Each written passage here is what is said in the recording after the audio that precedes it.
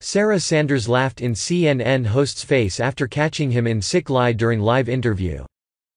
Chris Cuomo must have really thought he had a gotcha moment when White House Press Secretary Sarah Huckabee Sanders agreed to an interview with him for his CNN show, New Day. CNN ratings have been sinking faster than the Titanic in recent times.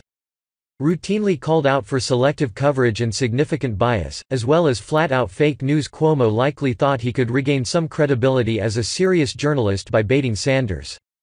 Cuomo did not disappoint, launching into the expected diatribes and the usual lies regarding the Trump administration.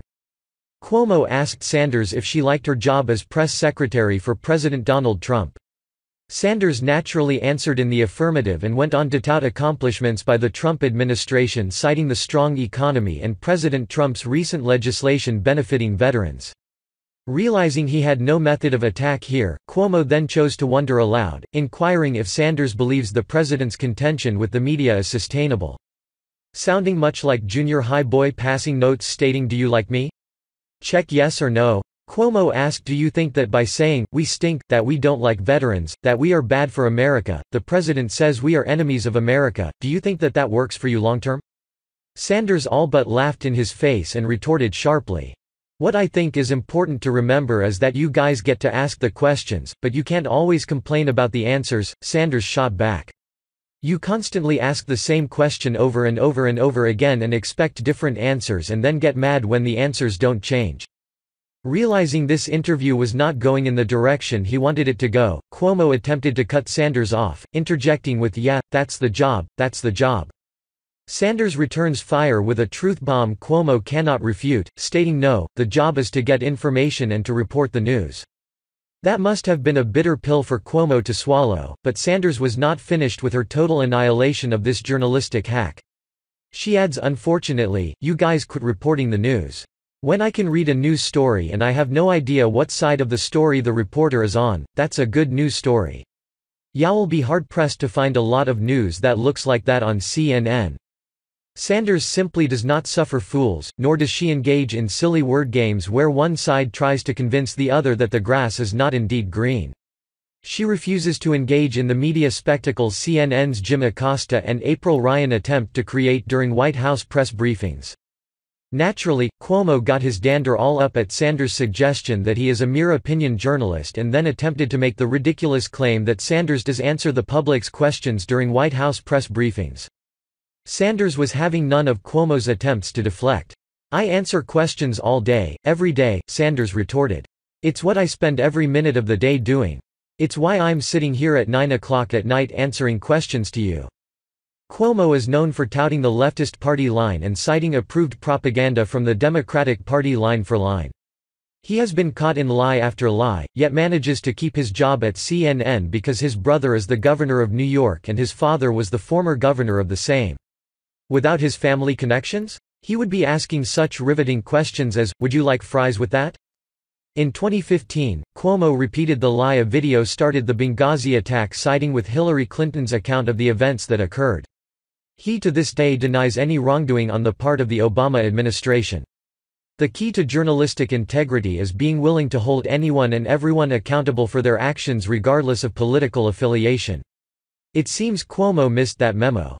Hot Air reported on Cuomo's coverage of the House Select Committee on Benghazi in October of 2015. In preparation for this long-anticipated event, CNN's Chris Cuomo took the opportunity to interview committee member Martha Roby R., Alabama 2 regarding what we should expect out of this QA session. It's definitely a newsworthy topic which has captured the nation's attention, but Chris might have wanted to prepare a bit more before the interview. He managed to get nearly everything wrong with his questions and seemed genuinely shocked when he failed to fish out the answers he was looking for. Here are just a few of the premises which Cuomo fed into the interview. Let's see how he did. Cuomo, but then you get to legitimate questions of, well, what else are you going to learn? You've had the secretary, the former secretary now, for over 6 hours. She spoke specifically to what she knew before, during and after. She gave you answers that may not have been satisfying to you, but she gave answers. She talked to you about the threat. She talked to you about her recognition of the threat. She talked to you about her response to the threat. That's certainly a damning accusation. Unfortunately, there are just a few details which Cuomo got wrong. Hillary Clinton has never testified before the House Select Committee on Benghazi. She testified before the Senate Foreign Relations Committee for 2.5 hours in January of 2013. Worth noting that it was controlled by Democrats at the time. She also testified before the House Foreign Affairs Committee for 3 hours in the same month, which was more than 2 years before we got any of her emails. Here's another golden Cuomo moment.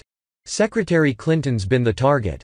You've had members of your party, members of this committee, say that it is about her, they were going after her. You had Kevin McCarthy bragging about bringing down her poll numbers, you had that sentiment echoed by other Republican congressmen.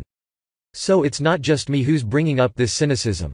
That would make a great talking point except for the fact that the only 2 Republicans who have said anything of the sort are not on the committee and have no direct knowledge of anything that the committee has done. Just last week Cuomo made the wild claim that there was proof of potential collusion between Russia and the Trump campaign. Except maybe in Cuomo's mind. Rather than actually look at the facts, Cuomo chose to go head-to-head with Rep.